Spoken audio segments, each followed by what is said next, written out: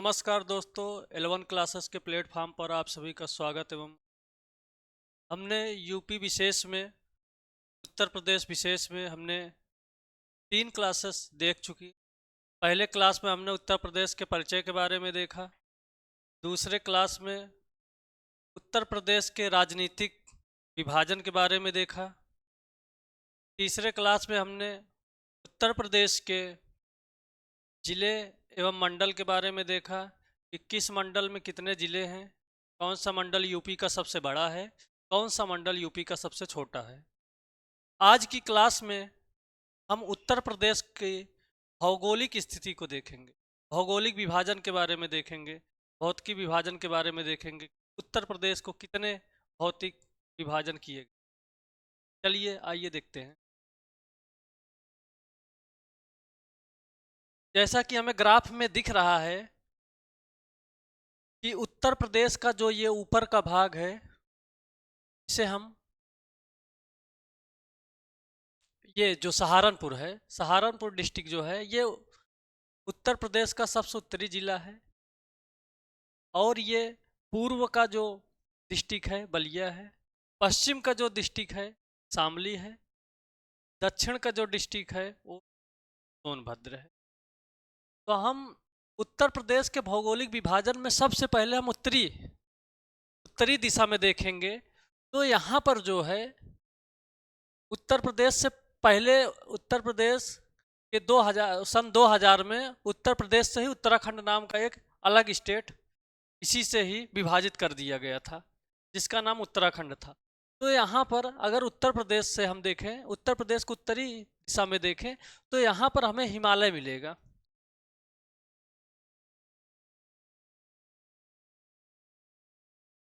यहाँ पर हमें हिमालय का विस्तार मिलेगा उत्तर प्रदेश के उत्तरी दिशा में। यहाँ पर हमें हिमालय का विस्तार मिलेगा, यानी यहाँ पे हिमालय का विस्तार मिलेगा। हिमालय का अगर हम और ऊपर जाके देखें तो यहाँ पर देखिए लिखा है सबसे ऊपर, उत्तरी दिशा के सबसे ऊपरी भाग में हमें ग्रेट हिमालय मिलेगा। ग्रेट हिमालय का हम और दक्षिण में आएंगे तो हमें लघु हिमालय मिलेगा। लघु हिमालय का और नीचे आएंगे तो हमें शिवालिक मिलेगा। तो यही चीज़ पे है, यही हमें देखना है। यहाँ पर जो है हिमालय के नीचे आएंगे तो यहाँ पर शिवालिक की श्रेणियाँ मिलेंगी। उत्तर प्रदेश के उत्तरी दिशा में शिवालिक की यहाँ पर श्रेणियाँ मिलेंगी, शिवालिक की श्रेणियाँ मिलेंगी। और यहीं श्रेणी से हिमालय की, ये जो हिमालय है, हिमालय की यहीं श्रेणी से ही उत्तर प्रदेश में कई बड़ी बड़ी नदियों का उद्गम हुआ है।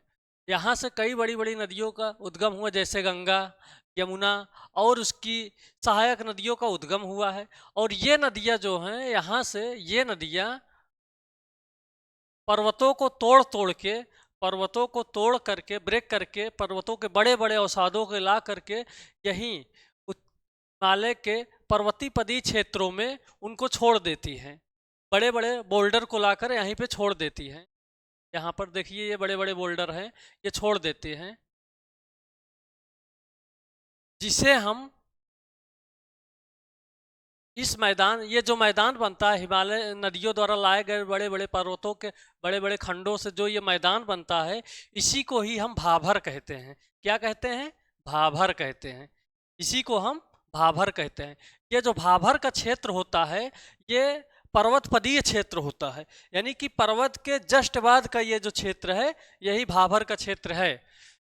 यहाँ पर नदियाँ जो हैं, यहाँ से नदियाँ जो हैं बड़े बड़े पर्वतों के बड़े बड़े खंडों को ला करके यहीं पे छोड़ देती हैं, जिससे जो निर्मित आकृति होती है, इससे जो निर्मित मैदान होता है, इसी को भाभर कहते हैं। भाभर की एक खासियत होती है, भाभर की जो क्वालिटी होती है, भाभर में नदियाँ जो होती हैं, हमें लगेगा कि ये यहाँ नदियाँ विलुप्त हो गई हैं। हमें भाभर के क्षेत्र में, भाभर के मैदान में नदियाँ हमें विलुप्त दिखेंगी, नदियाँ वहाँ पे दिखेंगी नहीं। ये जो बड़े बड़े पर्वतों के जो बोल्डर होते हैं, जो खंड होते हैं, उसके नीचे से होकर नदियाँ बहती हैं। हमें लगेगा कि यहाँ नदियाँ विलुप्त हो गई हैं, दिखाई ही नहीं देती। क्वेश्चन भी बनता है, क्वेश्चन पूछा भी गया है कि वह कौन सा क्षेत्र है जहाँ पर नदियाँ विलुप्त हो जाती हैं। तो हमारा आंसर होगा भाभर। भाभर में जो नदियाँ होती हैं विलुप्त हो जाती हैं। विलुप्त होने का कारण है कि इनके जो हिमालय के जो खंड होते हैं, जो पहाड़ों के छोटे छोटे नहीं, ये बड़े बड़े खंड होते हैं, उसके नीचे से नदियाँ बहती हैं। तो मानो ये हमें लगेगा कि यहाँ पे नदियाँ विलुप्त हो गई हैं। तो ये, और इसकी ये खासियत होती है, यहाँ से जो है इस क्षेत्र से नदियों का उद्गम ज़्यादा हुआ है। हमारे उत्तर प्रदेश में यहीं से नदियाँ ज़्यादा प्रवेश की हैं। तो यहाँ पर जो भाभर का क्षेत्र है, यहाँ पर उसकी जो क्षेत्र है ये चौड़ा है। यहाँ पर इसका क्षेत्र जो है चौड़ा है, यानी कि 34 लमसम मान के चलिए, तो यहाँ 34 किलोमीटर इसकी लंबाई मिलेगी। जैसे जैसे हम पूर्व दिशा में जाएंगे, जैसे जैसे हम पूर्व दिशा में जाएंगे, ये देवरिया कुशीनगर साइड में जैसे जैसे जाएंगे, भाभर की जो चौड़ाई होती है वो कम होती जाती है। तो हमको क्या मिला कि ये पश्चिम दिशा में भाभर का जो चौड़ाई है, पश्चिम दिशा में भाभर का जो क्षेत्र की चौड़ाई है वो ज़्यादा है। और जैसे जैसे हम पूर्व दिशा में जाएंगे, कुशीनगर देवरिया साइड में जैसे जैसे जाएंगे, वैसे वैसे भाभर की चौड़ाई जो है वो कम होती जाती है। उसके जस्ट बाद ये जो क्षेत्र नीला नीला दिख रहा है, ये तराई का क्षेत्र होता है। फिर से नदियाँ हमें दिखाई देने लगती है। कहाँ पे दिखाई देंगी? ये तराई के क्षेत्र में दिखाएंगे। तराई का जो क्षेत्र होता है वो नदियों द्वारा बनाया जाता है। यहाँ पर तराई के क्षेत्र में नदियाँ जो हैं फिर से उद्गम हो जाती हैं, फिर से दिखाई देने लगती हैं, हमें फिर से नदियाँ दिखाई देने लगती हैं। और वो अपने द्वारा लाए गए दलदली अवसादों से इस तराई क्षेत्र का निर्माण करती हैं। यहाँ पे ये जो क्षेत्र है ये तराई क्षेत्र है। यहाँ पर जो ये नदियाँ हैं ये अपने द्वारा लाए गए अवसादों से इसका निर्माण करती हैं। तराई क्षेत्र की खासियत ये है कि जैसे जैसे हम पश्चिम से पूर्व की दिशा में जाएंगे, तराई क्षेत्र की जो चौड़ाई है वो बढ़ती हुई हमें दिखेगी। जैसे देखिए, पश्चिम दिशा में तराई क्षेत्र की जो चौड़ाई है ये कम है, लेकिन जैसे जैसे हम पूर्व दिशा में जाएंगे, देवरिया की तरफ जाएंगे, कुशीनगर की तरफ जाएंगे, यहाँ पे देखिए महाराजगंज कुशीनगर की तरफ जैसे जैसे हम जाएंगे, तराई क्षेत्र की जो चौड़ाई है ये बढ़कर 80 से 90 किलोमीटर हो जाती है। 80 से ये 90 किलोमीटर हो जाती है। यानी कि हमारा कहने का मतलब है कि तराई का जो क्षेत्र है, तराई के जो चौड़ाई है पश्चिम दिशा में कम है, पूर्व दिशा की ओर जाने पर इसकी जो चौड़ाई है ये इंक्रीज होती है, और ये इंक्रीज होकर लगभग में 80 से 90 किलोमीटर हो जाती है। ये हो गया। उसके बाद उसके जस्ट नीचे आएंगे, तराई के जस्ट दक्षिण में आएंगे और नीचे आएंगे तो हमें गंगा और यमुना का मैदान मिलेगा। यहाँ पर ही नदियाँ, ये जो गंगा और यमुना का मैदान है, इस मैदान का निर्माण गंगा और यमुना नदियों के द्वारा हुआ है। गंगा और इसका जो मैदान है, ये जो मैदान का निर्माण हुआ है गंगा और यमुना तथा उसकी सहायक नदियों द्वारा हुआ है। इस मैदान में यहाँ पर बहुत सी सहायक नदियाँ अपने द्वारा लाई गई बहाकर जड़ोड़ मिट्टी से इसका निर्माण करती हैं। ये जो गंगा का मैदान है इसको हम 3 भागों में बांट सकते हैं। जो गंगा का मैदान है उसको हम 3 भागों में बांट सकते हैं। कौन कौन से? अगर हम यहाँ से डिवाइड कर दें तो ये हो जाएगा ऊपरी गंगा का मैदान, फिर एक मध्यवर्ती गंगा का मैदान, बीच वाले हिस्से को कहेंगे मध्यवर्ती गंगा का मैदान, और राइट साइड हिस्से को कहेंगे पूर्व गंगा का मैदान। यानी कि ये पूर्व साइड में जो है, उत्तर प्रदेश के पूर्व साइड में जो है उसको कहेंगे पूर्वी गंगा का मैदान, बीच के कहेंगे हम मध्यवर्ती गंगा का मैदान, और ये पश्चिम साइड को कहेंगे ऊपरी गंगा का मैदान। ठीक। तो और ये इसकी जो चौड़ाई है, इसकी जो लंबाई चौड़ाई लमसम ये 500 किलोमीटर तक है। कितनी है? 500 किलोमीटर तक है। ये 500 किलोमीटर तक लगभग में है, की जो लंबाई है 500 किलोमीटर तक है। उसके बाद हम इस गंगा मैदान के और नीचे आएंगे, दक्षिण में आएंगे, तो हमें यहाँ पर पहाड़ियाँ दिखेंगी, जिसको हम कहते हैं, इस भाग को कहते हैं बुंदेलखंड का पठार। या ये एक्चुअली ये जो है रियल में ये जो बुंदेलखंड का पठार है ये दक्कन के पठार का ही हिस्सा है। इसका है दक्कन के पठार का ही हिस्सा है। यहाँ पर हमें बहुत से पहाड़ियाँ दिखाई देंगी, जैसे हम कैमूर के पहाड़ कह सकते हैं, बिंद का पहाड़ कह सकते हैं। तो ये सब पहाड़, ये जो क्षेत्र है पहाड़ी क्षेत्र है, ये क्षेत्र जो है ये पहाड़ी क्षेत्र है। तो इसी को हम कह सकते हैं दक्षिण का पहाड़ी क्षेत्र, दक्षिण का पहाड़ी क्षेत्र कह सकते हैं हम। यहाँ पर विंध्य का विंध्य का पर्वत निकलेगा, विंध्य की पहाड़ी मिलेगी हमें, कैमूर की पहाड़ी मिलेगी, तो कैमूर की पहाड़ी, विंध्य की पहाड़ी मिलेगी, और इस पूरे भाग को ही कहते हैं बुंदेलखंड का पठार या दक्कन का पठार, या इसी को ही कहते हैं दक्षिण की पहाड़ी। तो हमें क्या क्या मिला? अगर हम इस अपने उत्तर प्रदेश को भौतिकी विभाजन में देखें तो हमें क्या मिला कि सबसे ऊपर जो है हमारे उत्तर प्रदेश के सबसे उत्तरी भाग में जो है हिमालय है। तो हिमालय से बहुत सी नदियाँ आती हैं निकल के। जब बहुत सी नदियाँ आती हैं तो अपने द्वारा पहाड़ों को तोड़ तोड़ कर, अपने द्वारा पहाड़ों को छोटे छोटे या बड़े बड़े खंडों में तोड़ करके वो बहा कर लाती है, और यहाँ पर उसके हिमपदीय क्षेत्र पे, जो पर्वतपदीय क्षेत्र वहाँ पे जमा कर देती हैं। तो इससे हमें जो क्षेत्र का निर्माण होता है उसको हम भाबर कहते हैं। भाबर की खासियत होती है, भाबर की खासियत ये होती है कि भाबर में नदियाँ विलुप्त हो जाती हैं। और भाबर की चौड़ाई क्या है? भाबर की चौड़ाई अगर हम पश्चिम से पूर्व की तरफ जाएंगे तो घटती हुई दिखेंगी, यानी कि पश्चिम में भाबर की चौड़ाई ज़्यादा है और पूर्व में दिशा में भाबर की चौड़ाई कम हो गई है। उसके जस्ट नीचे आएंगे तो फिर से नदियाँ जो हैं हमें उद्गम होती हुई दिखाई देंगी, फिर से नदियाँ उद्गम होती हुई दिखाई देंगी। और जो फिर से जो क्षेत्र बनेगा ये, इसको कहते हैं तराई का क्षेत्र। तराई का क्षेत्र नदियों द्वारा लाए गए जो अवसाद होते हैं उससे होता है, और ये दलदली होता है। और इसीलिए हम देखते हैं कि ये जो पश्चिमी क्षेत्र हैं यहाँ पर देखिए तो गन्ने के उत्पादन ज़्यादा होते हैं। तराई क्षेत्रों में गन्ने का उत्पादन ज़्यादा होता है। अगर हम पश्चिमी क्षेत्र में, अगर ये पश्चिमी उत्तर प्रदेश, सहारनपुर, मुजफ्फरनगर, अगर ये शामली इस साइड में चले जाएं तो हम वहाँ पर हमें गन्ने का खेती करते हुए ज़्यादा दिखाई देगा। वहाँ पर बहुत ज़्यादा गन्ने होते हैं। तो इसी कारण होता है क्योंकि ये तराई एरिया है, और तराई एरिया में जो होते हैं गन्ने की खेती ज़्यादा होती है। उसके जस्ट नीचे आ जाएंगे हम, जब इसके जस्ट नीचे आएंगे तो हमें गंगा और यमुना का मैदान मिलेगा। गंगा यमुना का मैदान कैसे बना है? गंगा यमुना का मैदान गंगा एवं यमुना तथा उसकी सहायक नदियों द्वारा बहाकर लाई गई जलोढ़ मिट्टियों से हुआ है। इसकी चौड़ाई और लंबाई लगभग मान के चलिए 500 किलोमीटर तक है, और ये इतने उपजाऊ होते हैं कि यहाँ पर हर प्रकार की खेती की जा सकती है। और हाँ, इसी गंगा और यमुना के मैदान को अगर हम डिवाइड कर दे 3 भागों में, तो जो ये ऊपरी भाग हो जाएगा जो ये ऊपरी भाग हो जाएगा, ऊपरी गंगा का मैदान, मध्यवर्ती भाग को कहेंगे, ये बीच के भाग को कहेंगे मध्यवर्ती गंगा का मैदान, और ये पूर्वी भाग को कहेंगे पूर्वी गंगा का मैदान। दूसरी बात, और अगर हम इस गंगा के मैदान के और दक्षिण में आएंगे तो हमें क्या मिलेगा? ये पहाड़ी मिलेगी, पहाड़ियाँ मिलेंगी। ये पहाड़ियाँ किसकी पहाड़ियाँ हैं? कैमूर की पहाड़ियाँ हैं, विंध्य की पहाड़ियाँ हैं। इस पूरे भाग को ही कहते हैं बुंदेलखंड का या बघेलखंड का भाग। और ये जो भाग है ये रियल में दक्कन के पठार का ही हिस्सा है। ठीक, तो हमारा जो यूपी का भौगोलिक विभाजन हुआ कितने भागों में हुआ?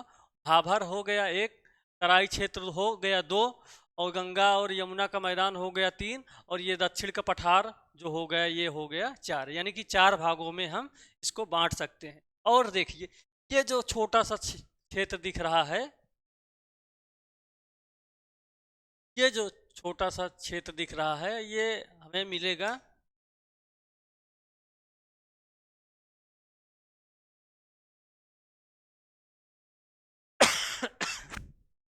ये जो क्षेत्र दिख रहा है ये हमें मिलेगा मथुरा।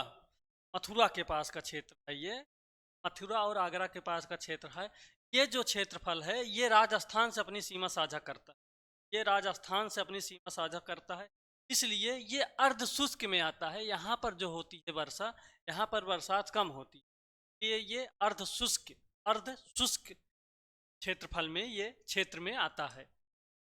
अब देखिए आगे देखिए, अगर हम इस भाग में परी गंगा के मैदान के भाग को देखें तो यहाँ पर जो वर्षा होती है, परी गंगा के मैदान में जो वर्षा होती है अधिकतर पश्चिमी विक्षोभ से होती है। इससे होती है, पश्चिमी विक्षोभ से होती है। इस क्षेत्र में जो वर्षा होती है ये पश्चिमी विक्षोभ से वर्षा होती है, और ये वर्षा मान के चलिए जनवरी और दिसंबर के महीने में होती है। जनवरी और दिसंबर के महीने में ऊपरी गंगा के मैदान में जो वर्षा होती है पश्चिमी विक्षोभ के कारण होती है। और ये जो क्षेत्र पड़ेगा हमारा, ये हरियाणा पंजाब का क्षेत्र पड़ेगा। यहाँ पर दिसंबर और जनवरी क्षेत्र में वर्षा होती है। और किस मानसून से होती है? पश्चिमी और पश्चिमी विक्षोभ के मानसून।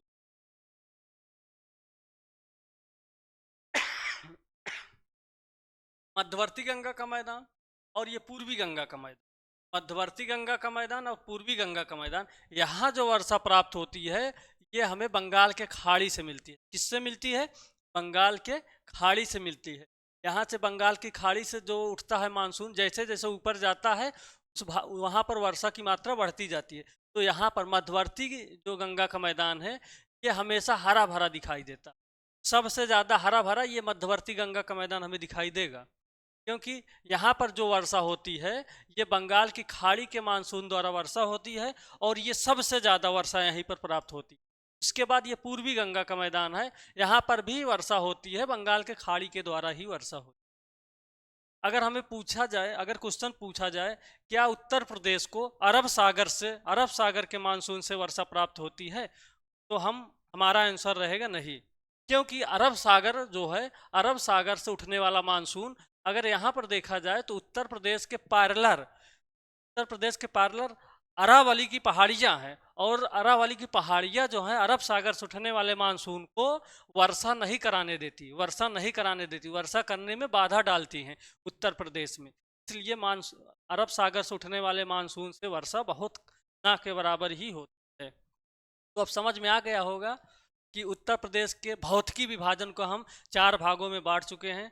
पहला भाभर का क्षेत्र, दूसरा तराई का क्षेत्र, तीसरा गंगा का मैदान, गंगा और यमुना का मैदान, चौथा दक्षिणी का पठार। अगर इसका क्रम लगा दें तो क्रम हम ऐसे लगाएंगे, उत्तर से दक्षिण में क्रम अगर लगाएं तो सबसे पहले क्या मिलेगा? शिवालिक मिलेगा, शिवालिक। उसके बाद भाभर, जहाँ पर नदियाँ लुप्त हो जाती है। फिर तराई, तराई के बाद फिर क्या मिलेगा? गंगा और यमुना का मैदान, गंगा और यमुना का मैदान मिलेगा। उसके बाद क्या मिलेगा? उसके बाद दक्षिण का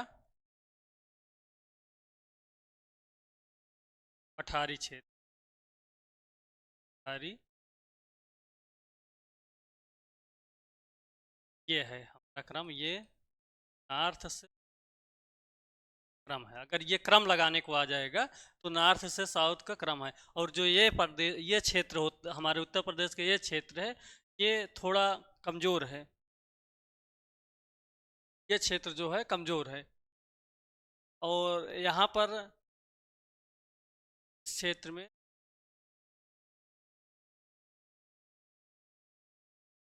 क्षेत्र में जो आने वाले ज़िले होते हैं, 7 ज़िले हैं इस क्षेत्र में आने वाले जो ज़िले हैं, जैसे महोबा हो गया, जालौन हो गया, झांसी हो गया, ललितपुर हो गया, सोनभद्र हो गया, ये सब ज़िले इधर आते हैं।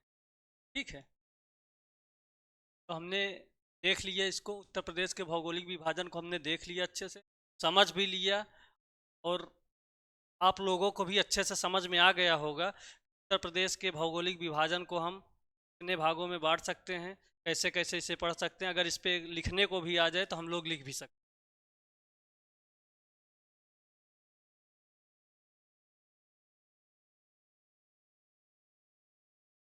हाँ, एक बात और एक देख लीजिए, ये जो नदियाँ हैं यहाँ पर तो पर्याप्त वर्षा हो जाती है, यहाँ पर इस भाग में तो पर्याप्त वर्षा हो जाती है। ये किससे? बंगाल की खाड़ी से इन भागों में पर्याप्त वर्षा हो जाती है। यहाँ पर देखिए तो बहुत सारी नहरें बनाई गई हैं। पश्चिमी विक्षोभ में जो होती है वर्षा, ये ऊपरी गंगा के मैदान में जो वर्षा होती है पश्चिमी विक्षोभ से होती है, पश्चिमी विक्षोभ से होती है, और ये जनवरी दिसंबर के महीने में होती है। इसके बाद के लिए यहाँ अगर जल की प्रॉब्लम हो तो इसके लिए यहाँ पर बहुत सारी नहरें निकाली गई हैं। हरियाणा और पंजाब के लिए बहुत सारे नहरें निकाली गई हैं डैम बना करके, जैसे भाखड़ा नागल डैम हो गया। ऐसे ऐसे कई डैम हैं यहाँ बनाकर, यहाँ नदियों की सिंचाई होती है, तो काफ़ी मात्रा में यहाँ नहरें निकाली गई। ठीक है, आज बस इतना ही। अगली क्लास में इसके आगे टॉपिक डिस्कस। धन्यवाद।